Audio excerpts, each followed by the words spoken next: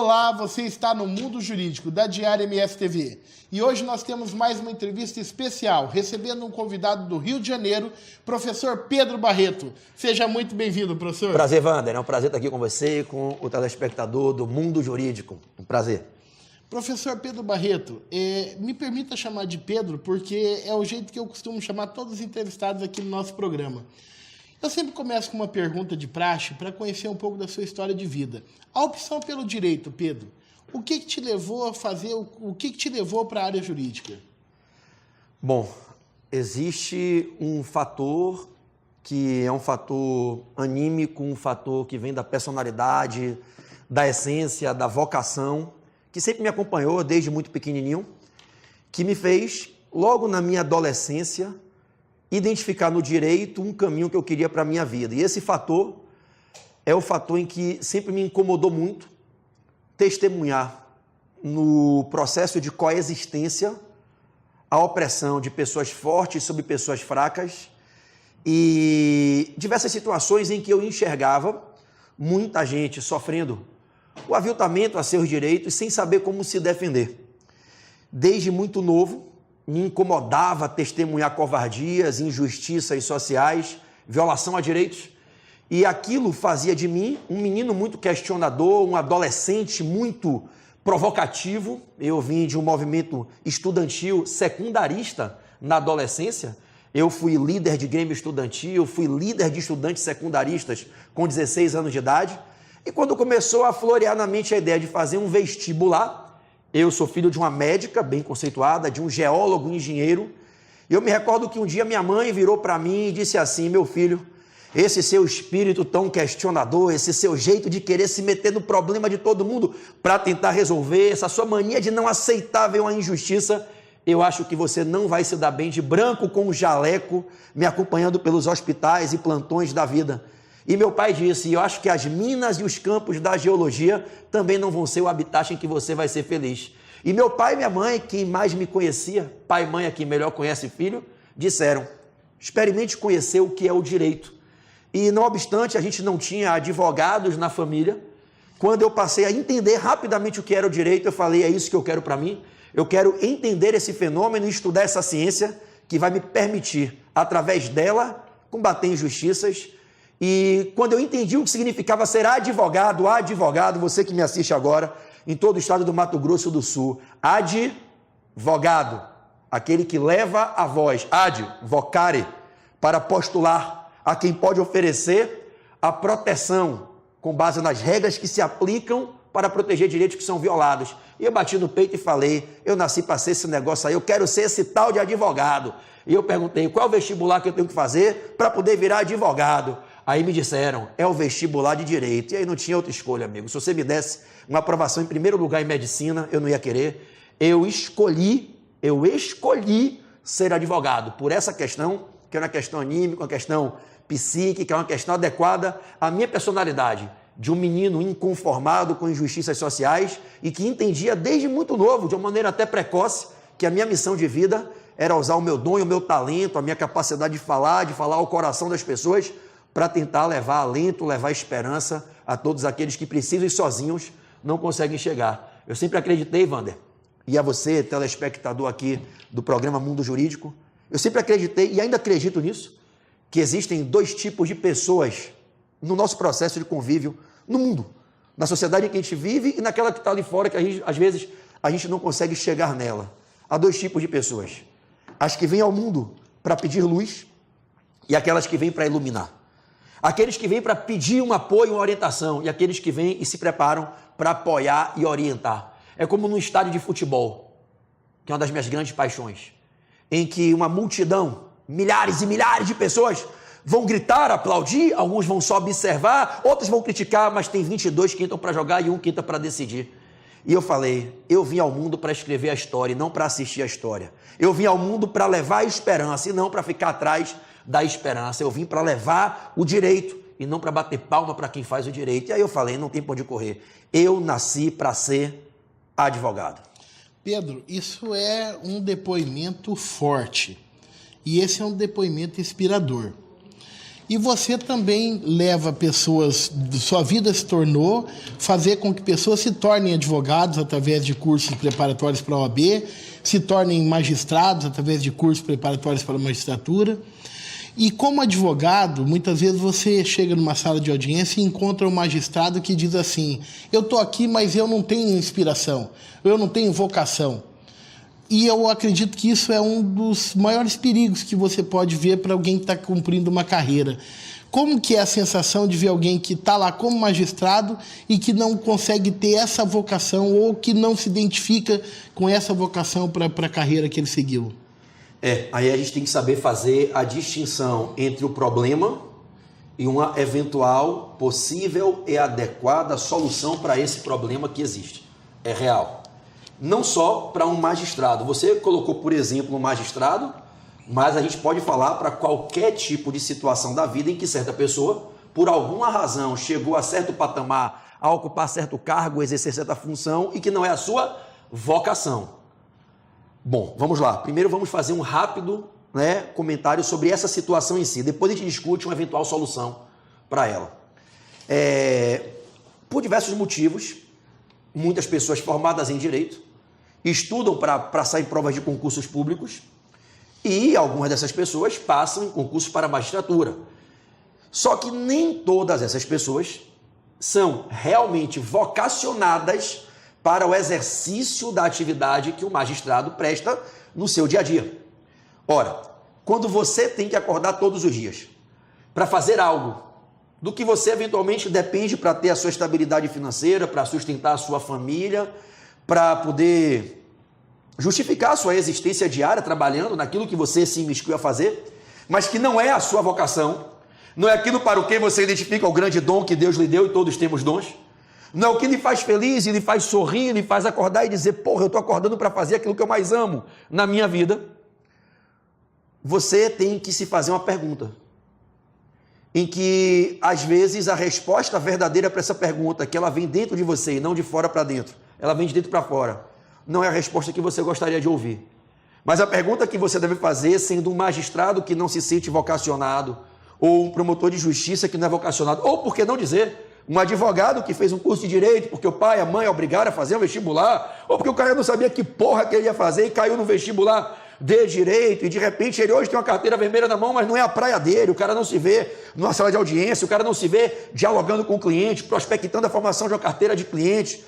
O que você tem que fazer é se perguntar: até que ponto vale levar o resto da minha vida fazendo algo que, não obstante, possa me trazer ganhos, possa me trazer uma resposta para o que eu tenho que fazer no meu dia a dia. Eu tenho que acordar, eu tenho que trabalhar, e essa é a minha profissão. Eu passei no concurso, eu tenho esse cargo, eu sou um juiz de direito, eu sou um juiz trabalhista, um juiz federal, eu sou um magistrado de segunda instância, um desembargador. Mas você tem que fazer uma pergunta para você: eu vou ser feliz se eu seguir todos os dias acordando para vir trabalhar aqui, fazendo isso aqui, até a minha partida, até a minha aposentadoria? E talvez a resposta seja: não, eu não serei feliz.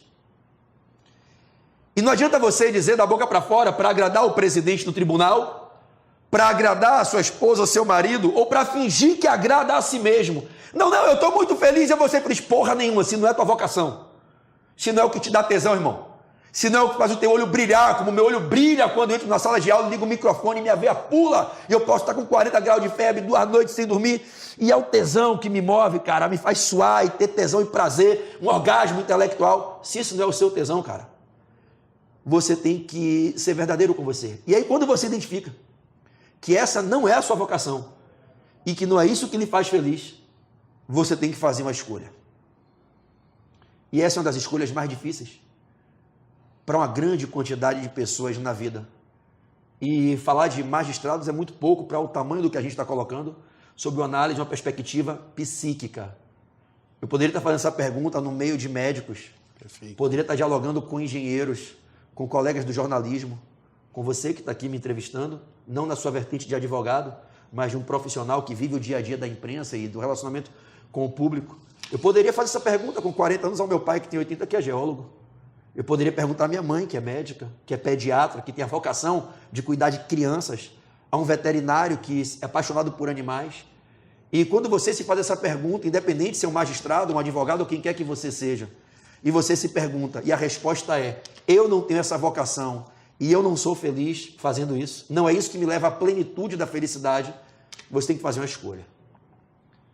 Ou você toma coragem de buscar um outro caminho que impõe para muita gente. Imagina você ser concursado, um outro caminho em que você precisa renunciar ao que você tem e abrir mão do que eventualmente lhe proporciona resultados dos quais eventualmente você depende para buscar a sua felicidade.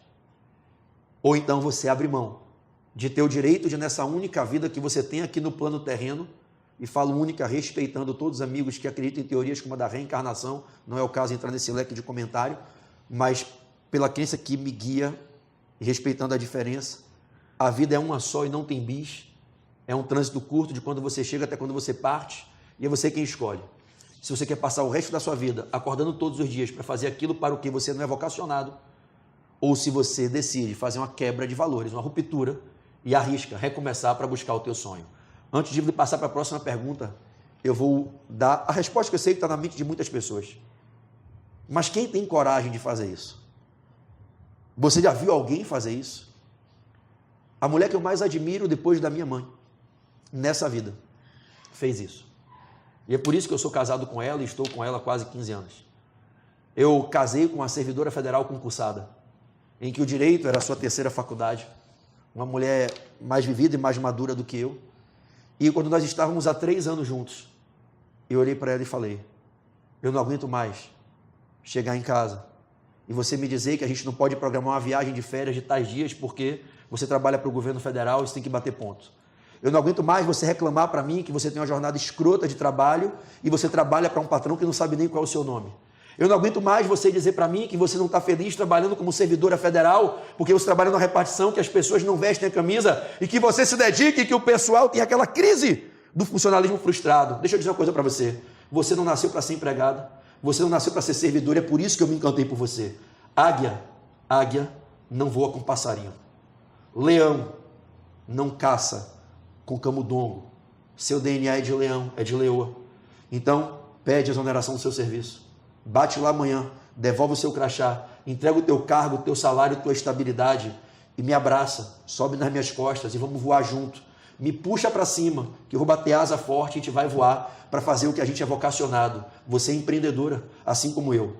E o maior equívoco que muitas pessoas pensam é que para você ser feliz, você tem que passar num concurso público.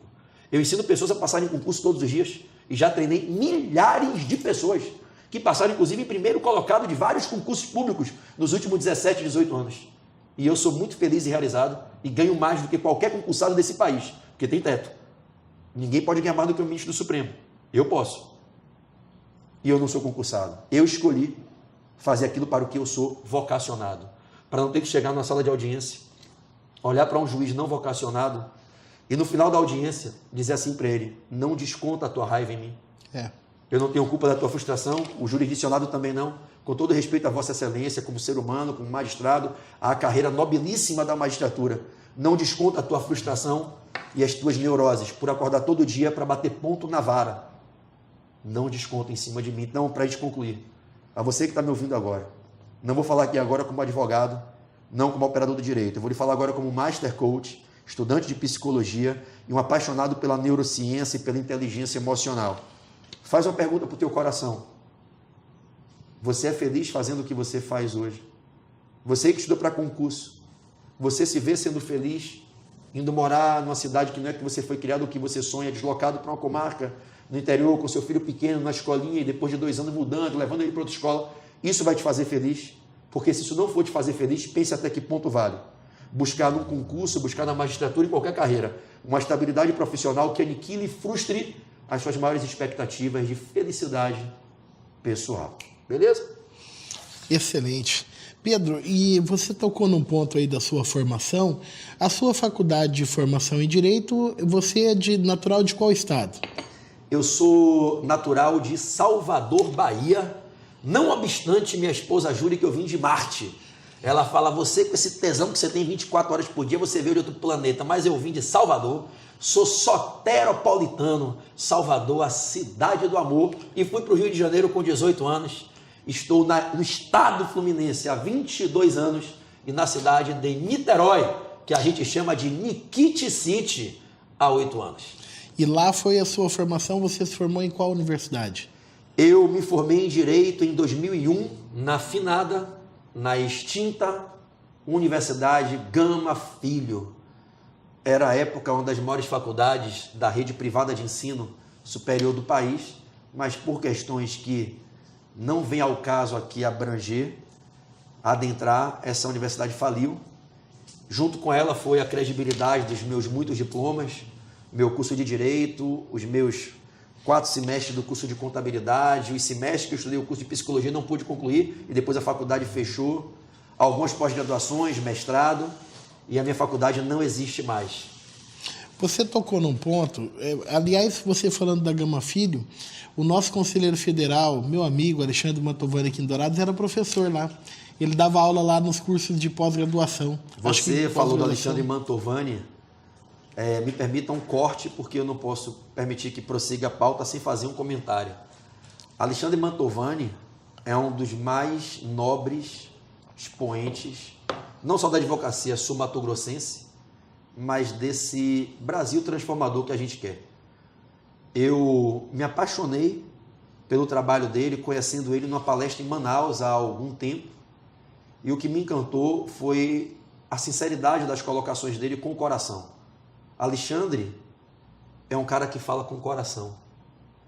Diferente de muitos advogados que falam com a boca ou falam por um papel, com um discurso retoricamente maquiado para falar o que se quer ouvir. Alexandre fala o que se precisa ouvir. E eu me afino e me irmando com pessoas como ele. A primeira vez que eu vim a Dourados foi através de um convite feito por ele.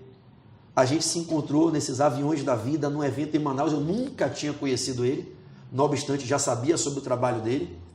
E fizemos um evento no mesmo local, participamos do mesmo evento lá em Manaus e fomos depois almoçar com o pessoal da Jovem Advocacia, que é uma paixão que eu tenho, e ele também. Um cara que tem o espírito jovem sempre florescendo. E eu me identifiquei muito com ele, se tornou um bom amigo. Eu aprendi, não sei se você compartilha dessa filosofia, se o telespectador compartilha dessa filosofia. Eu aprendi que os amigos verdadeiros são aqueles que têm afinidade de alma, são os que são afins espiritualmente. E não aqueles que estão no seu dia a dia necessariamente. Você convive no dia a dia com pessoas por quem você não tem um pingo de afeto. Pessoas que se sumirem de repente você não vai nem lembrar que existem. Ao passo que existem pessoas com quem você às vezes não se encontra, não tem o privilégio do abraço físico, do encontro carnal, mas que você seria capaz de sofrer pela dor delas, se entregar pela necessidade delas e estar sempre orando pela felicidade delas, como você faz pelos seus próprios filhos. Esses são os amigos verdadeiros, que são os irmãos de laços espirituais. E o professor Alexandre Mantovani é um desses bons amigos que a vida me deu. E que orgulho, tem orgulhado toda a nossa cidade, o nosso estado, pela representatividade. E eu sou suspeito de falar porque tenho por ele esse mesmo carinho, nessa mesma medida, das coisas intensas que acontecem, porque esses são amigos que você demora anos sem vê-los. Quando você encontra, conversa como se tivesse falado com ele ontem. Exatamente. Tivesse contato com ele ontem. Pedro, a sua formação na Gama Filho, como profissional de Direito, e você lá também, durante a faculdade, teve participação no Grêmio? Como que foi? Pela vocação que eu lhe falei aqui no início, na primeira pergunta, de liderar, de querer conduzir pessoas em prol de objetivos que eu reputaria como objetivos nobres e causas em prol da coletividade, eu rapidamente acendi uma liderança estudantil grande. Fui presidente do Centro Acadêmico de Direito da Universidade Gama Filho durante 2 anos. Na época, o nosso estatuto não permitia que houvesse uma condução para um triênio, para um 3º ano. E foi incrível, porque quando teve a eleição, eu ia fazer a sucessão. Os meus opositores falaram, cara, você é um cara muito bacana, você não tem inimigo, você tem concorrente. A gente queria sugerir uma mudança do estatuto para você poder presidir o diretório por mais 1 ano. E eu tinha presidido no 3º e 4º ano de faculdade, e foi um negócio incrível. Eu falei, mas isso é contra a ideia republicana, da renovação do mandato, da renovação da liderança. Eu não posso presidir o DA de Direito por 3 anos, isso fere o estatuto, fere a ideia que inspira o Estatuto de Propósito Republicano, e o pessoal me convenceu, e por uma aclamação na faculdade. Eu presidi o Diretório Acadêmico de Direito por 3 anos seguidos, fui o único. Fizemos uma cláusula excepcional de 3º mandato, depois o Estatuto voltou a ser trabalhado com 2 mandatos máximos, uma reeleição apenas. Presidi o Diretório Central dos Estudantes, trabalhei na direção da União Estadual dos Estudantes do Rio de Janeiro, e em 1999 quase fiz algo que, graças a Deus, eu não fiz, mas quase aceitei, que foi a pré-candidatura à presidência da UNE. Eu seria o pré-candidato do Rio de Janeiro para presidir a União Nacional dos Estudantes, mas eu sabia que aquele caminho não tinha volta e aquilo ia me levar para um cenário político. Naturalmente. E o envolvimento, de repente, começou a ser com deputados, com vereadores e com pessoas que trabalhavam num cenário estranho, para eu não ser indelicado e nem muito agressivo nos comentários, mas um cenário que não era o qual eu queria para a minha vida e que tinha um rol de características que eram diferentes da educação familiar que eu recebi. Então eu preferi me afastar, declinei, levei o movimento estudantil dentro do meu coração e quando me formei, ingressei para a Jovem Advocacia da Ordem dos Advogados do Brasil do Rio de Janeiro e trabalhei com a Jovem Advocacia nos meus 4 anos de advogado. O movimento estudantil está na minha raiz, está na minha história e é por isso que hoje eu viajo fazendo eventos gratuitos, palestras gratuitas. Eu estou aqui em Dourados hoje para fazer uma conferência de abertura na Semana Jurídica, a 39ª Semana Jurídica aqui, né, de Dourados e da Grande Dourados, da região, pela Unigram, e não cobrei nada, e você não recebe honorários.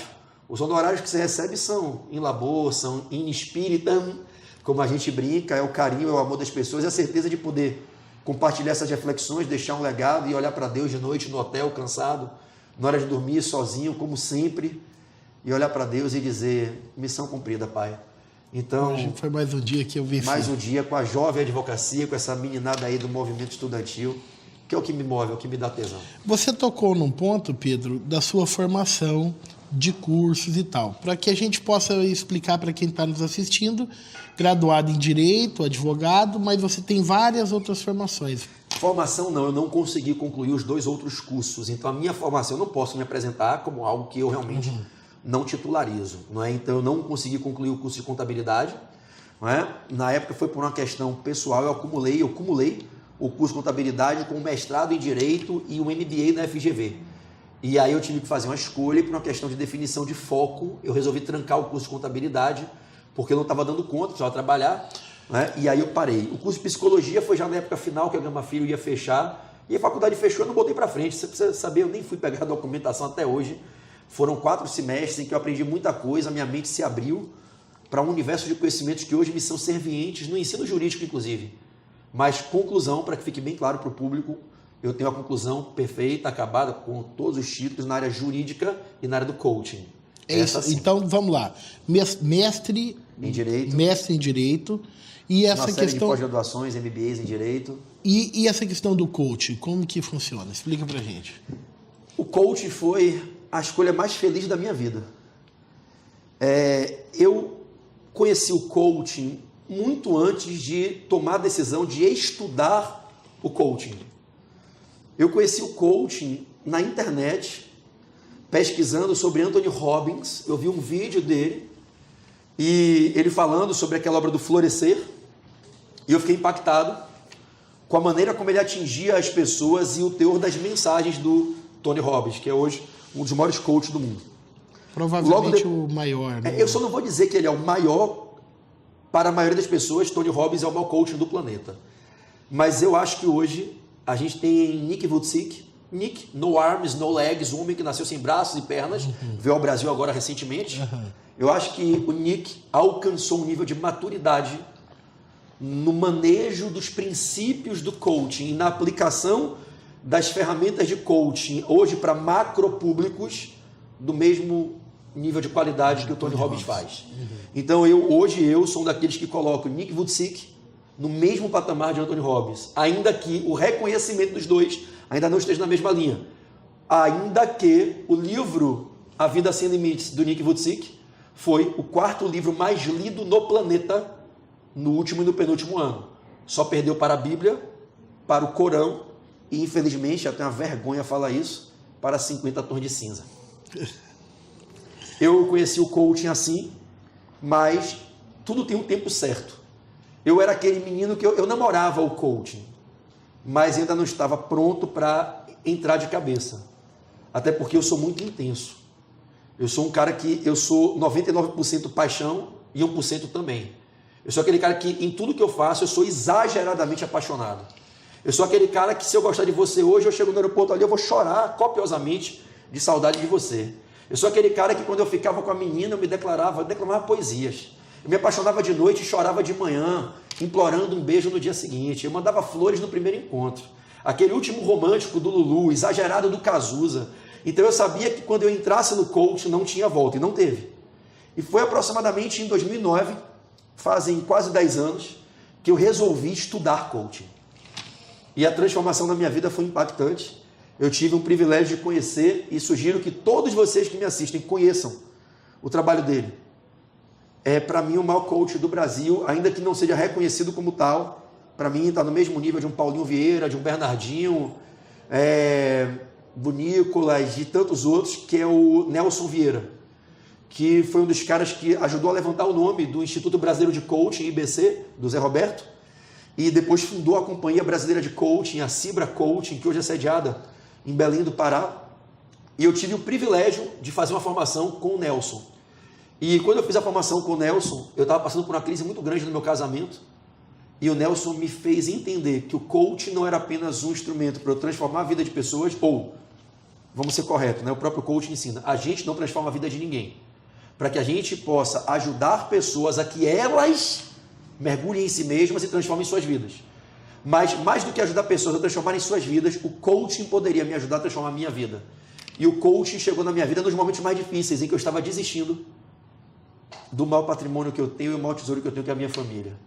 E foi, eu não tenho dúvida nenhuma, o que nem com a fé e com a religião eu encontrei. Foi com o coaching que eu encontrei o resgate dos meus propósitos familiares, e foi quando a minha vida pessoal deu uma reviravolta. Eu não tenho nenhuma dúvida de lhe afirmar. Não foi religião que eu pratico, não foi igreja que eu frequento, não foi a Bíblia que eu estudo, foi o coaching. Quando as pessoas me perguntam, para mim o coaching tem um poder transformador mais forte que a religião. E eu passei a estudar. E fui fazer uma formação na Sociedade Brasileira, depois da Flórida, do Vilela. Né? Fiz uma formação com o Sampaio. Depois fui estudar o coaching em praticamente todas as instituições aqui no Brasil. Fui estudar com a Behavioral, fui fazer com a International Coaching, Company of Coaching na Flórida. Fui estudar com o Timothy Galloway na Califórnia. E aí não tem mais volta, cara. Quando você entra no coaching, não tem volta. Não tem como voltar. Não é? Porque o coaching ele é um processo que ele faz você se superar diariamente. É aquilo que a gente diz no coaching. Me permita falar inglês, e para quem não entende o inglês eu traduzo. Qual é um dos mandamentos basilares do coaching? Superação. I need your best self every day, all time, day by day. I need your best self every day, all time, day by day. It's Monday to Monday. Eu preciso do seu melhor todos os dias, o tempo inteiro, de domingo a domingo. E o coaching faz você acordar com vontade de se superar, de dar o seu melhor, de ser a sua melhor versão. E quando você aprende a ser a sua melhor versão, as pessoas se apaixonam por você. Você se apaixona pela sua melhor versão, porque você é obra de Deus, cara. E a obra de Deus ela é perfeita, só que às vezes as suas fraquezas ocultam a beleza dessa obra feita. E o coaching me ensinou a todos os dias acordar para ser a minha melhor versão. Então eu acordo todo dia para ter tesão de viver cada dia como se fosse o último da minha vida e tentar ser o melhor em tudo que eu faço. E de repente eu passei a ter vontade de ser o melhor pai, o melhor marido, o melhor patrão, o melhor sócio, o melhor palestrante. É óbvio que eu tenho defeitos como todas as pessoas têm, muitos. Alguns eu preciso urgentemente melhorar, mas o coaching trouxe algo para a minha vida, um propósito diferente. Todos os dias querer acordar para ser a minha melhor versão.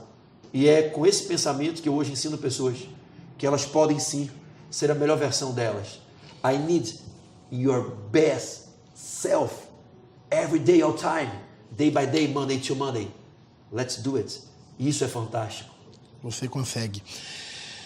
Pedro, e foi nessa imersão no coaching que eu posso falar no foco, força e fé?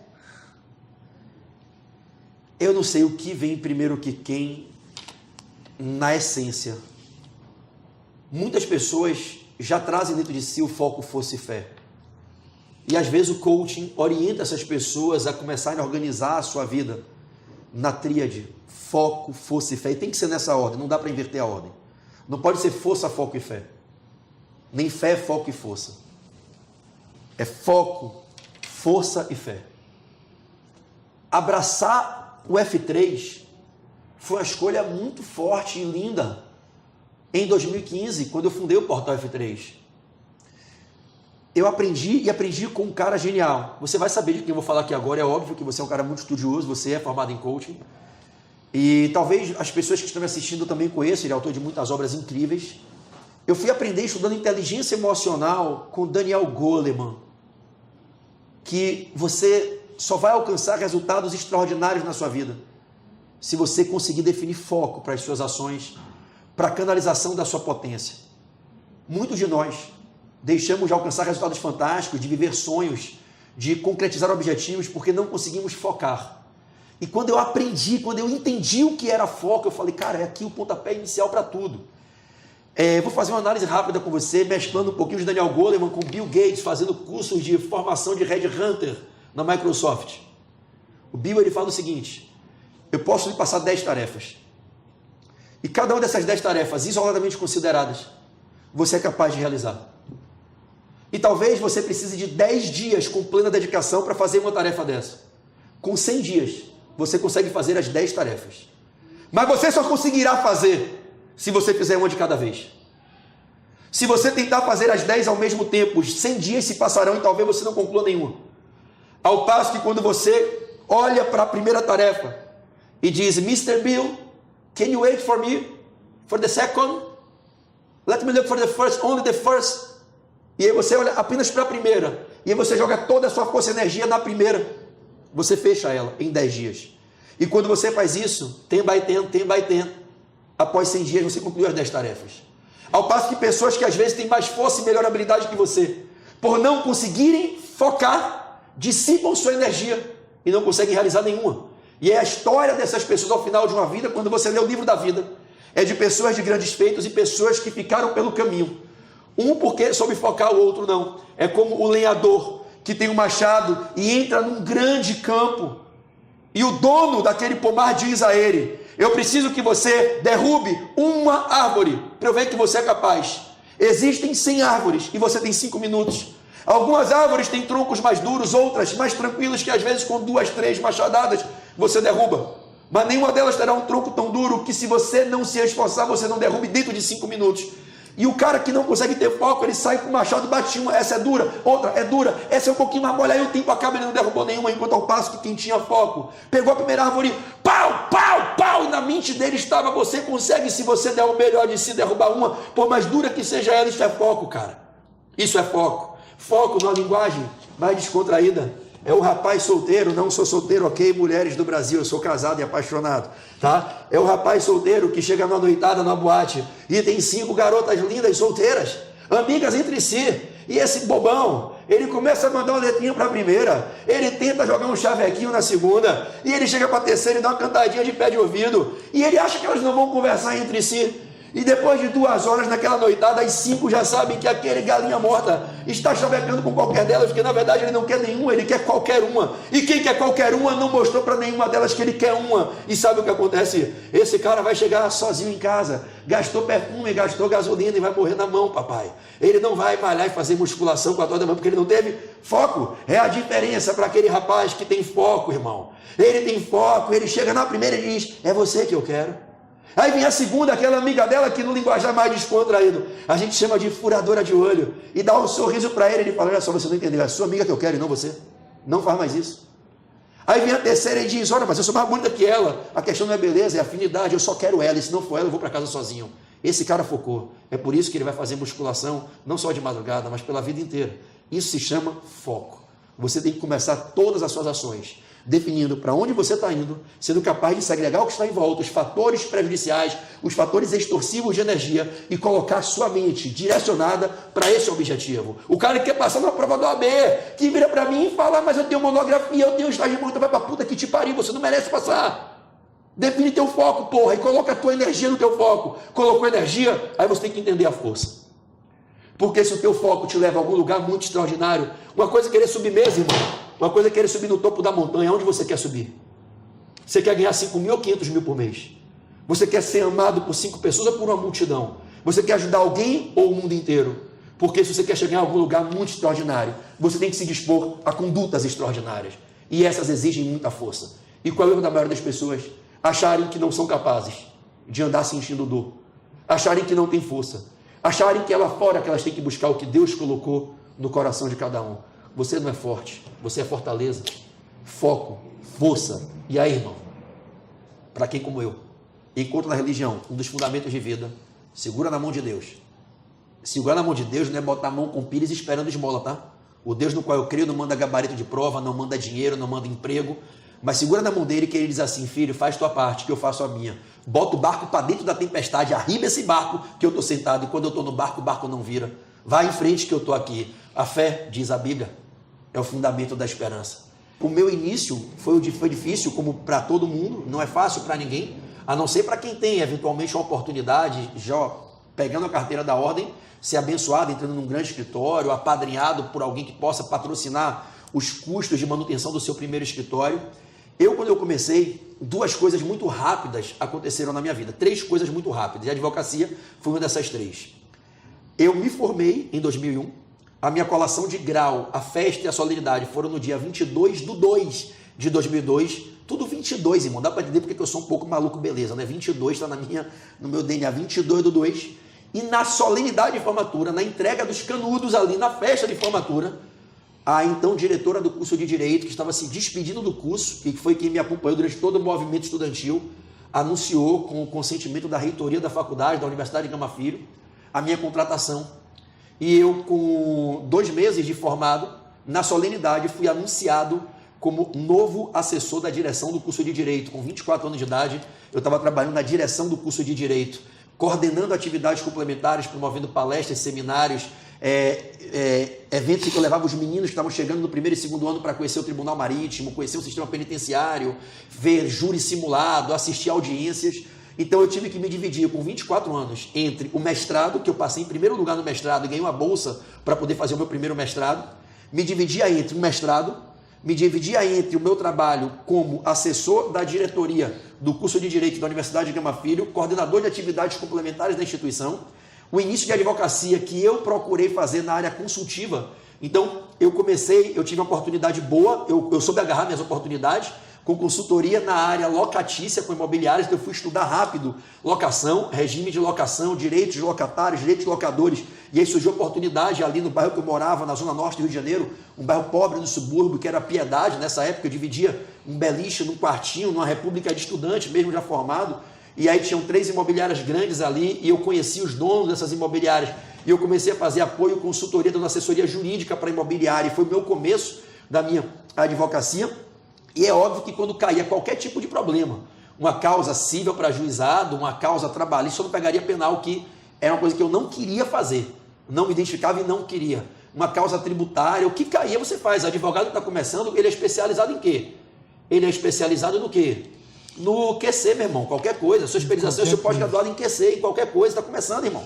Pega e estuda. Então, nos meus primeiros 2 anos, eu fiz questão trabalhista, fiz tributária, mas a minha área, o que me movia, o que me apaixonava era a consultoria. Tanto que até hoje, o tempo que é muito pequeno hoje na minha vida dedicado à advocacia é na consultoria tributária hoje. Hoje eu posso me dar o luxo de selecionar o que eu quero, né? E paralelamente a coordenar o curso, a coordenação de atividades complementares no curso de Direito e a essa dedicação inicial na advocacia, veio a oportunidade de ser professor. Então eu me formei e já fui convidado para ser professor do maior curso preparatório para o exame de ordem que existia no Rio de Janeiro.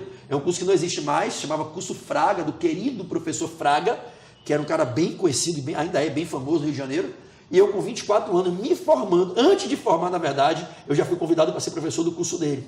E logo em seguida, pouco depois, fui convidado para ser professor do maior curso preparatório para concursos do Rio de Janeiro, se chamava curso CEPAD.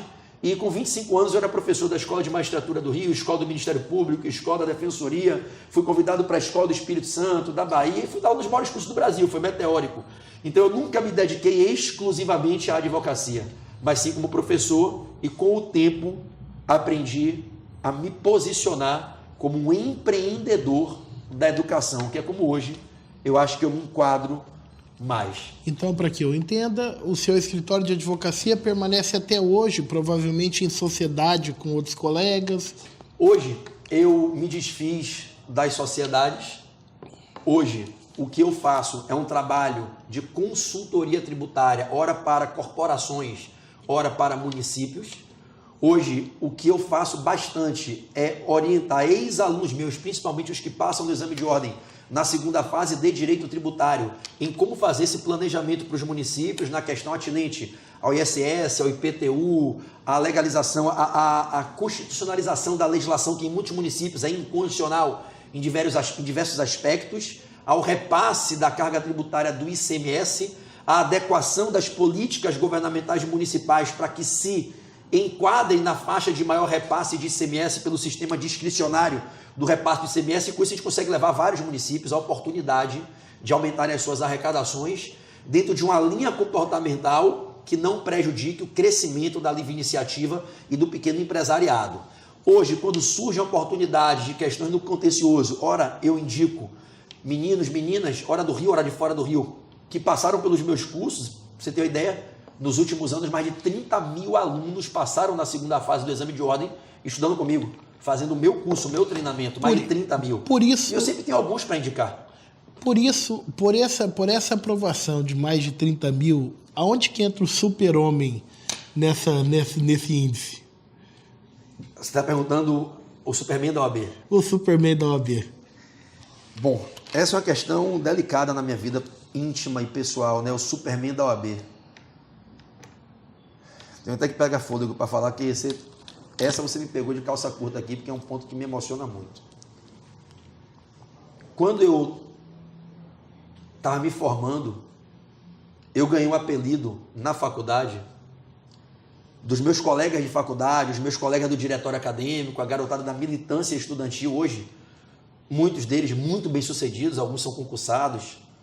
Eu tenho amigos que eram do meu grupo do diretório acadêmico, meus colegas que dividiam república de estudante comigo, que hoje são delegados, magistrados, alguns são advogados muito bem-sucedidos. Muitos são professores hoje, e eles me chamavam de o Superman da Bahia. Eu era conhecido como o baiano da Gama Filho. A Gama Filho tinha muitos estudantes de fora naquela época, muitas repúblicas estudantis, muitos baianos. E pelo movimento que eu fazia na liderança estudantil, eu era o Superman da Bahia. E como eu me formando, passei a dar aula no maior curso preparatório para o exame da OAB, com 23 para 24 anos. Minhas primeiras aulas lá no curso Fraga, eu tinha 23 anos, era um menino, um pirralho, um moleque. Hoje eu com 40, vou fazer 41, olho para trás e falo, caramba, tinha um topete grandão, usava um cavanhaque, era todo bombado, não era pai, não tinha filho, era outra vida, ainda morava numa repúblicazinha, num beliche, dividido num quartinho com meu grande amigo Jean Charles, advogado, lá em Minas Gerais, o mineirinho, meu irmãozinho de coração. E naquela época virou o Superman da OAB, por quê? A primeira turma que eu dei uma aula, eu fui para uma revisão e eu acertei todas as questões que caíram na prova de direito tributário. E tributário sempre foi para muita gente um trauma. É verdade. E eu me especializei em tributário, tem uma história que depois, se você quiser, a gente partilha, mas tributário foi a única matéria que eu fui reprovado por nota durante a minha graduação. E eu perdi tributário 3 vezes. Eu fiz direito tributário 4 vezes. No 7º, 8º, 9º e 10º. Para eu poder me formar, eu tive que conquistar uma quebra de pré-requisito, dado pela direção do curso, para fazer tributário 1 e 2 juntos. Senão eu não conseguia me formar junto com a minha turma, que eu era o presidente e orador da comissão de formatura. E aí o Superman da OAB surgiu em razão de ter feito essa atuação que eu tenho certeza que foi uma intervenção divina ali. Daí em diante pegou. Aí um aluno, na verdade uma aluna e o marido, foi mais iniciativa dela, que tinha especialização em designer, em marketing digital, fez o bonequinho do Superman com o meu rosto, com o símbolo do Superman com o PB no peito, no lugar do S. E ali virou o Super PB. E aí criaram para mim, na verdade, um blog, supermandaoab.com.br, que o domínio nem era meu. Depois de 2 anos que o negócio pegou vulto, me passaram esse domínio. E aí a gente tinha, isso eu estou te falando, para remeter ao tempo, há quase 15 anos atrás, eu estou me remetendo a 2004, a 2005, tanto que se qualquer pessoa que está me assistindo jogar no YouTube ou no Google, ainda vai achar fotos do Superman da OAB que não são postadas por mim. Só que, infelizmente, Em 2009 para 2010, alguém, que eu não sei até hoje exatamente quem foi, se incomodou e foi à Califórnia fazer uma representação contra mim na Times Warner Bros. E na DC Comics, na DC. E eu fui notificado no Rio de Janeiro, recebi uma notificação extrajudicial para comparecer a um dos maiores escritórios de marcas e patentes do Brasil, queridos colegas lá. E quando eu cheguei lá, tinha um pedido de uma indenização milionária sob a alegação que eu estava explorando indevidamente a marca do Superman. E eu sempre fui fã do Superman. Eu tenho fotos minhas com 14, 15 anos em Réveillon com camisa do Superman. Sempre foi o herói da minha vida. Eu era apaixonado pelo Superman. O Superman e o Rocky Balboa, meus dois heróis. Não é? O do mundo dos sonhos, o Superman, para mim, da vida real, que o Rocky Balboa, para mim, é um personagem da vida real. Até foi homenageado agora pela Organização Mundial de Boxe, como o maior lutador de boxe de todos os tempos, Rocky Balboa da Filadélfia, o Garanhão da Filadélfia.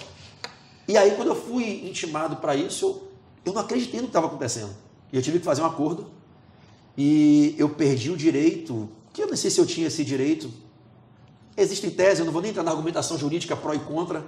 Muitos colegas ficaram indignados com o ocorrido. Não, a gente vai lhe defender contra a DC Comics no Brasil. Eu falei, não vou brigar com a DC Comics, imagina quem sou eu para brigar com a Times Warner Bros., para brigar com os caras que são os titulares da marca e do direito de explorar a marca do Superman, que é um dos meus heróis de infância. Eu não vou brigar com o meu herói, eu não posso brigar com o meu herói. E aí eu assinei um termo que me proibia, eu tive que entregar o domínio, tive que tirar todos os vídeos. Pra você ter uma ideia, eu fazia aparições nas aulas, eu cheguei em eventos, a gente fazia com roldana. Eu tenho 3 ou 4 aparições que eu vinha içado por uma roldana, voando, com laser no auditório. A galera pirava, porque o Superman ele tinha a ideia do quê? Qual era a mensagem que eu passava? Tanque de guerra no peito, o Superman no coração. Você tem que ser o Superman da vida real. Não é o Superman de capa, da visão de raio-x, que voa. Não, é o Superman da vida real. Você tem que ser a sua melhor versão. Isso já era coaching e eu nem sabia que isso já era coaching. Você tem que ser o super-herói da tua família, dos teus alunos, dos teus funcionários, dos teus pais, dos teus filhos, de quem depende de você. E o Superman do AB, para mim, ele era muito forte, tinha uma simbologia grande. Tanto que eu confesso a você que eu precisei de acompanhamento terapêutico. Eu descompensei na época um pouquinho. Eu não acreditava que eu estava sendo proibido de usar uma camisa do Superman no Brasil. Quando eu via um monte de gente na rua vestindo o Superman. Eu chegava numa loja nos Estados Unidos e eu via as pessoas comprando camisa do Superman e eu via pessoas postando foto no Orkut, aí depois no Facebook, e eu tinha a minha fantasia do Superman, com o peito de plástico, com a capa. Se você jogar no YouTube, aí você vai achar imagens minhas vestido de Superman e as pessoas dando aplausos e chorando de emoção nos eventos. E até hoje, aonde eu chego, até hoje, as pessoas, e aí, Superman? Até hoje, aquela galera que foi aluno meu, das antigas. O lado mais engraçado para a gente concluir esse painel, de tudo isso, é que minha filha,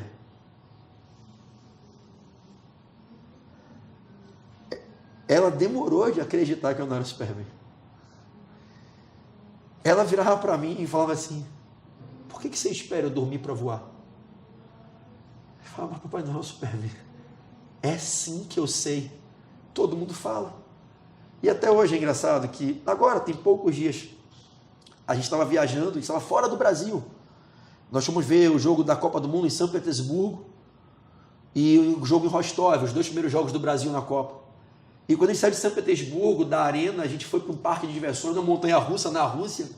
E aí um garoto que foi aprovado, o primeiro colocado no concurso da Defensoria Pública de Minas Gerais, que treinou comigo. Eu treinei ele, o Bruno. Quando ele me encontrou, qual foi a primeira frase que ele falou? Superman! Aí minha filha olhou para mim rindo e falou, tá vendo, papai? Você é o Superman. E eu falo, não, papai não é o Superman. Hoje eu não posso mais, né? Eu só uso a camisa do Superman 3 vezes no ano. No dia da véspera da prova da segunda fase do exame de ordem. Que é quando eu faço a minha revisão final. É a mesma camisa, há mais de 10 anos. Nesse exato momento hoje, nós estamos a alguns dias da prova. Ela está guardada. Em cima dela ficam fotos, uma caixinha no meu armário, com uma foto da minha mãe, uma foto dos meus filhos.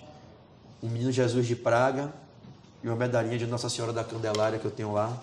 E eu só tiro aquela camisa daquele santuário para fazer a revisão de véspera da segunda fase. E aí, quem quiser que diga o que quiser, naquele dia eu incorporo, meu irmão. Minha ligação com Deus ela não cabe em explicações, são coisas que subvertem a lógica. E aí eu entro num transe, como eu estou agora em transe aqui falando com você, nem te olhando. E eu dou aula que às vezes eu fico assim parado, como se fosse uma pessoa literalmente doente, meu irmão. E eu vou falando os assuntos. E vai vindo aqui, ó, meu irmão. Parece que é uma voz que sopra. E aí quando você chega ali, sai a porra da prova. É um negócio que não tem explicação. Foi uma dessas porradas que a vida dá, mas a gente tem que se levantar, né? É tomar porrada e conseguir seguir em frente, né? Claro. Bom, você falou da sua filha, tem uma relação muito próxima sua, ela, e aí nós temos algo em comum, o Flamengo, né? Como que é? Só fazer um adendo, eu tenho 2 tesouros que eu amo na mesma intensidade. Pedrinho, que tem 11 anos. Engraçado eu chamar Pedrinho aqui, né? Eu sempre fui Pedrinho.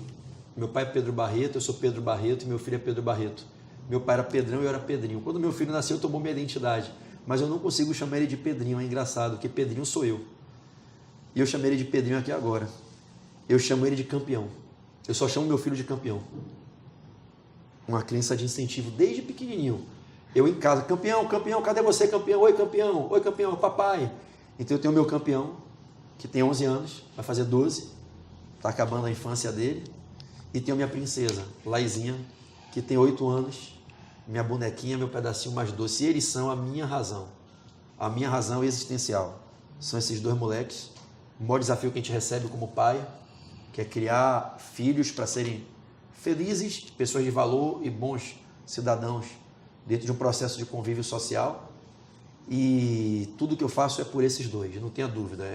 É por eles que eu seria capaz de pular no meio de 30 jacarés, de nadar partindo para cima de um tubarão, seria capaz de me jogar de cima de um precipício, meu amigo, para criar o avião durante a queda.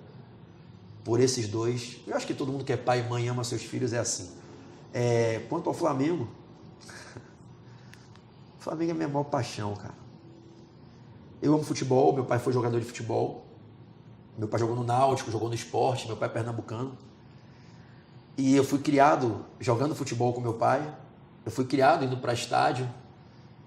E eu não só sou apaixonado por futebol, pela seleção brasileira, apesar de todos os pesares, eu sou patriota. Eu, como diz o velho Lobo, eu amo o verde e amarelo.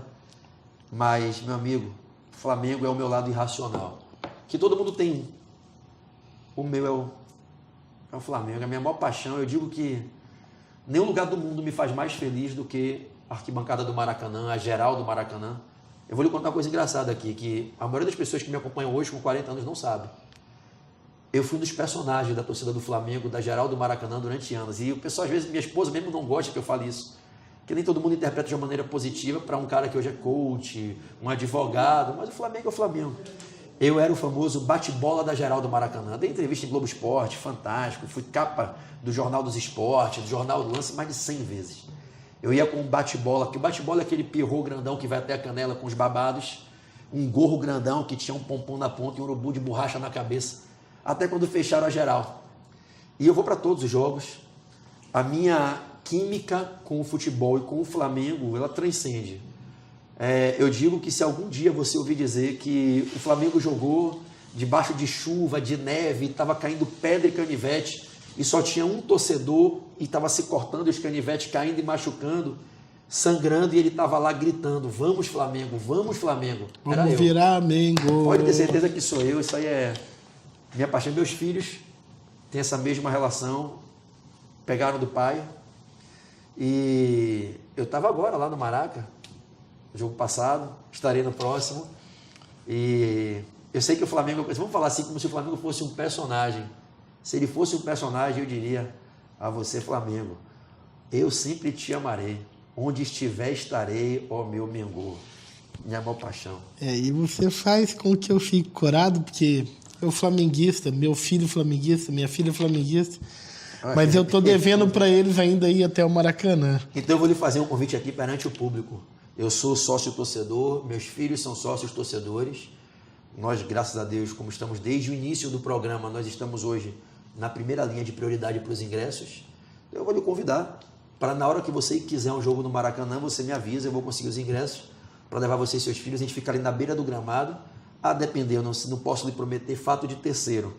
Mas a gente pode tentar, com a gestão do Flamengo, que você vá com seus filhos ao vestiário. A gente pode tentar, não vou lhe prometer isso, mas lhe prometo tentar. Para que eu faça pelos seus filhos o que eu fiz pelos meus. De ir lá, como meu pai fez quando eu era pequeno comigo. De ir lá, de ver... É claro que não é e ver o Zico hoje, né? Já foi a época dos anos 80. Mas a gente levar essa meninada aí pro vestiário. Aí, Felipe e Amanda, olha só o que o mundo jurídico está abrindo portas para a gente. Pedro Barreto, veja que felicidade é para mim poder receber você aqui no mundo jurídico. Mas tem um momento aqui no final do programa que, infelizmente, eu sou obrigado a colocar a pessoa em papos de aranha. É o diretor, né, Cláudio? Eu mesmo com o Pedro, eu sou obrigado, Cláudio? Então, agora, naquela TV que está ali, nós vamos ver o que vai surgir. Como é que é cláusula de barreira na OAB? E aí, Pedro, como é que fica essa questão? Só depois de 5 anos que o advogado pode participar da ordem? Meu amigo, eu vou ser direto e objetivo. Não vou fazer rodeios de final de programa, não vou cansar o telespectador. Sou totalmente contrário à cláusula de barreira. Acho que, primeiro, para quem não entende do que se trata, vou falar muito rapidamente como advogado, trata-se de uma norma que veda que o jovem advogado, aquele que ainda não concluiu 5 anos de exercício da atividade profissional, veda-se que ele possa ocupar certos cargos de maior relevo dentro da gestão institucional. Em particular, e sempre respeitando a opinião contrária dos colegas, o que é lícito, processo democrático, eu sou ferrenhamente contrário. Eu entendo que nós, advogados, temos uma capacidade de nos autorregularmos e termos o discernimento de identificarmos quem devem ser os nossos representantes, independente de se com 2, com 5 ou com 50 anos de exercício da profissão. Para que não pareça um antagonismo, eu defendo que deveríamos ter uma emenda constitucional para retirar da Constituição a permissão de um quase ainda criança, um pós-adolescente de 18 anos de ser vereador de um município. Porque eu estou falando de alguém que só viveu 18 anos e não tem, pelo processo antropológico, pelo processo coexistencial, uma experiência para entender a construção de leis que regem uma municipalidade. Uma lei de responsabilidade, uma lei de orçamento fiscal, uma lei que vai reger saúde pública municipal, uma lei que vai estabelecer regras do plano diretor, é uma coisa. Quando a gente fala de jovem advogado, eu não estou falando de pessoas de 18 anos. Eu estou falando de pessoas que já têm um estudo após concluir um bacharelado jurídico, passar numa prova do exame de ordem altamente dura e seletiva atualmente, no quadro que ela é hoje, em que 3 a cada 4 pessoas que tentam passar são reprovadas, alguém que tem conhecimento da ciência jurídica e que pode ter capacidade de gestão. Eu conheço hoje vários jovens advogados no Brasil, alguns da minha idade, 40 anos. Eu conheço doutrinadores renomados que eram magistrados, eram promotores de justiça e hoje são advogados e que têm 2, 3 anos de advocacia. Minha mãe é médica, cara. Minha mãe é médica super estudada, tem doutoramento, mestrado, é professora. Minha mãe foi auditora federal aposentada e minha mãe está começando a estudar o direito. Minha mãe com 70 anos de idade já vai ser jovem advogada. Uma pessoa que participou de gestão do Conselho Nacional de Medicina, que chefiou o DENASUS a nível nacional, não pode participar de uma gestão da OAB? Pelo amor de Jesus Cristo. Então, eu acho que é algo arbitrário que impede que pessoas que têm capacidade possam ter o direito de disputar. E se os mais experientes e os mais jovens entendem que aquele jovem colega não tem a habilidade, a capacitação, não elege. Ele não vai participar naturalmente porque o próprio grupo se autorregula. O que eu acho desnecessário, e vou até ser um pouco mais contundente, o que eu acho inadequado é que eu tenha que olhar para um sistema normativo institucional dentro da casa que, por sua essência histórica, é aquela que defende a tutela das liberdades. Essa norma retira a liberdade, o direito de um jovem advogado que tenha talento, vocação, capacidade, às vezes experiência de vida, de se dedicar na gestão. Eu posso fazer aqui um paradoxo? Eu rodo esse Brasil de ponta a ponta palestrando. E eu já vi colegas que atuam na gestão e que nem sempre, e não estou criticando nenhum colega, não teria essa antiética jamais, por favor, que fique claro, mas que não tem a melhor habilidade para gerir. Você pode ser um grande advogado, não quer dizer que você vai ser um bom gestor. Sim. Você pode ser um baita sustentador numa audiência, numa tribuna, num júri. Não quer dizer que você tenha a capacidade de gerir finanças institucionais, de gerir eventos, de organizar a condução de trabalhos em grupo. E a gente vê pessoas que estão na gestão que às vezes você olha e se pergunta, será que tem a melhor habilidade? Ao passo que outros meninos que estão cheios de gás, de ideais, que têm capacidade, sequer conseguem ingressar. Então eu tenho defendido essa cláusula, essa tese da expurgação da cláusula de barreira da nossa instituição, para que os próprios advogados façam uma seleção natural de quem devem ser os seus pares a atuar na gestão da instituição, independente se são jovens advogados ou se já completaram os 5 anos de advocacia. Então, Pedro Barreto é contra a cláusula de barreira. E com você, o doutor Alexandre Mantovani, que é presidente da Comissão Nacional da Jovem Advocacia, também tem uma luta muito grande nesse sentido. Pedro, nós estamos agora realmente no final do nosso programa. Eu quero deixar registrado que eu não tratei nem da metade dos pontos que eu tinha para perguntar para você sobre a sua atuação, a sua produção intelectual, as publicações e várias outras coisas. Então eu quero já deixar aberto as portas do mundo jurídico para numa outra oportunidade nós abordarmos esses outros temas. E agora no final, já pensando e falando diretamente com essa figura que eu quero narrar para você, que é como eu tenho encerrado todos os programas dessa 3ª temporada do Mundo Jurídico. Nosso programa é muito assistido pelos jovens advogados, por jovens acadêmicos, muitos que participam. Pensando nesse jovem que está indeciso se faz curso de direito ou não, ou já está no meio do curso e às vezes um pouco desestimulado, acabou de formar e vai encarar o mercado de trabalho e tem essa dificuldade de imaginar o que vai ser a vida como advogado, pensando nesse jovem e falando para ele diretamente naquela câmera ali, eu gostaria que você deixasse uma mensagem pensando nesse jovem. Você que, como disse, nosso querido irmão tem o sonho de triunfar na vida, de construir uma história próspera, de deixar no livro da sua vida uma história que inspire pessoas. Você que tem vontade de viver momentos plenos de felicidade e que escolheu a formação jurídica como caminho para buscar a realização desse sonho.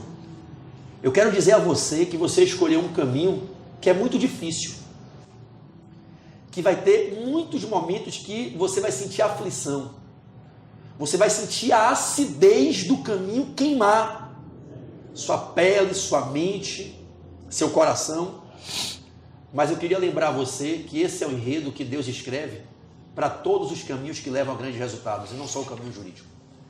Jamais se acovarde, jamais perca o elan e jamais deixe que abaixe a chama que te move a vencer e triunfar através do direito. O direito te remete a um caminho, sim, muito duro, mas qual outra carreira também não lhe remeterá? Existem dificuldades? Existem, mas elas nunca serão maiores que a sua capacidade. O caminho do estudo, não só do direito, o caminho do estudo é o caminho de busca do conhecimento, e quem estuda com continuidade forma sabedoria. E já diria Salomão, quando conversando com Deus, que a sabedoria é um dos mais poderosos bens que a gente pode requerer e receber de Deus. A sabedoria jurídica lhe capacita para entender as regras de convívio social e, conhecendo elas, lutar pelos seus direitos e defender os direitos daqueles que não sabem como se defender.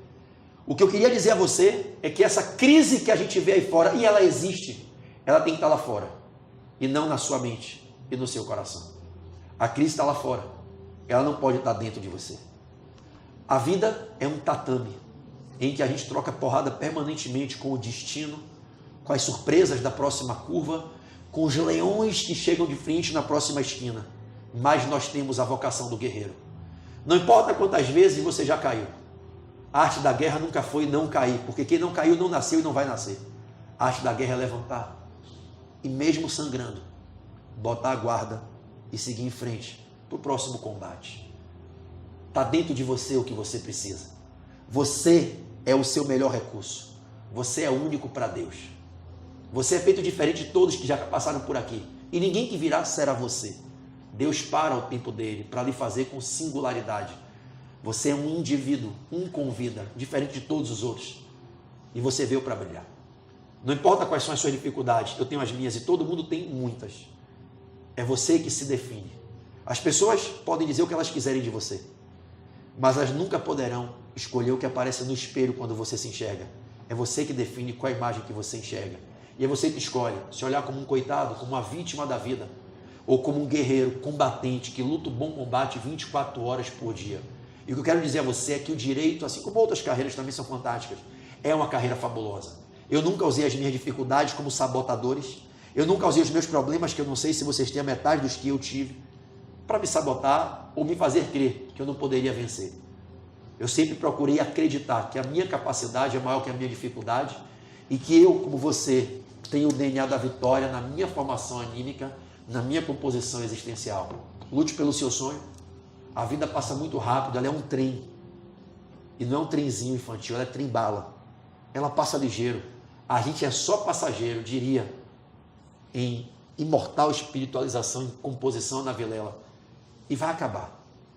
Faça valer a pena. Acorde todos os dias para dar o seu melhor. Você tem 24 horas do seu dia, assim como eu tenho. Como Bill Gates tem. Como Mark Zuckerberg tem. Como Larry Page tem. Como todos os grandes empreendedores têm. É você que escolhe o que faz com as suas 24 horas. Tem gente que entende que precisa dormir 8 horas por dia. Eu aprendi com Bill, que eu só mereço dormir 8 horas por dia, depois que eu tiver com a minha vida toda realizada e estabelecida. Quem não acorda de olheira não está pronto para o sucesso. Não é no seu sonho, dormindo, que você constrói o sonho que você quer viver. Não é no sono que se constrói o sonho. É acordado, trabalhando, estudando, se capacitando, se superando. Aprenda a caminhar sentindo dor. Aprenda a entender que a dor é a matéria-prima do riso, que a dor é a matéria-prima da libertação. Aprenda a sair da zona de segurança, da zona de conforto. Aprenda a arriscar. Seja player, seja jogador no jogo da sua vida, porque nesse tabuleiro você tem a carta. O maior livro que você tem, o mais importante de todos, que é mais importante do que a Constituição e do que a Bíblia, é o livro da sua vida. Deus te entrega ele com as páginas em branco e te dá a caneta para você escrever. E essa escrita é feita com base nas suas escolhas comportamentais. Escolha se comportar como alguém que faz a vida valer a pena. Invista no direito. O direito vai tratar você como você tratar ele. Queira ser o melhor. Queira estar entre os melhores. Estude. Não finja que estuda. Estude. Não se sabote. Estude para aprender. Porque para os bons sempre haverá lugar. Quando você tiver a capacidade de, ao abrir a boca, saber o que está falando e ter a solução para os problemas, aqueles que eventualmente te subjugavam te aplaudirão. Os que em você não tinham crença te escutarão, pedirão a sua opinião e pagarão para estar ao seu lado. Aqueles que tinham vergonha de você quererão tirar fotos com você, pedirão dedicatórias, porque você vai ter aquilo que a maioria poderia ter, mas não se dispõe a sangrar para conquistar: sabedoria. Então a você, jovem, e a você também, não jovem cronologicamente, porque jovem de coração e alma todos somos eternamente. A você, quem quer que você seja, qualquer que seja o seu nome, qualquer que seja a sua posição social, a você que muito tem, que pouco tem ou que nada tem, se você quiser, você pode construir uma história vitoriosa. Os seus resultados serão decorrências dos seus comportamentos. O sucesso não escolhe pessoas, são as pessoas que escolhem o sucesso. Que Deus te abençoe e que sigamos juntos na construção de uma vida próspera para cada um, para nossas famílias e para uma sociedade livre, justa e solidária. E que sigamos com foco, força e fé. Pedro Barreto, muito obrigado. E você esteve aqui no Mundo Jurídico, na Diária MSTV. Até a próxima.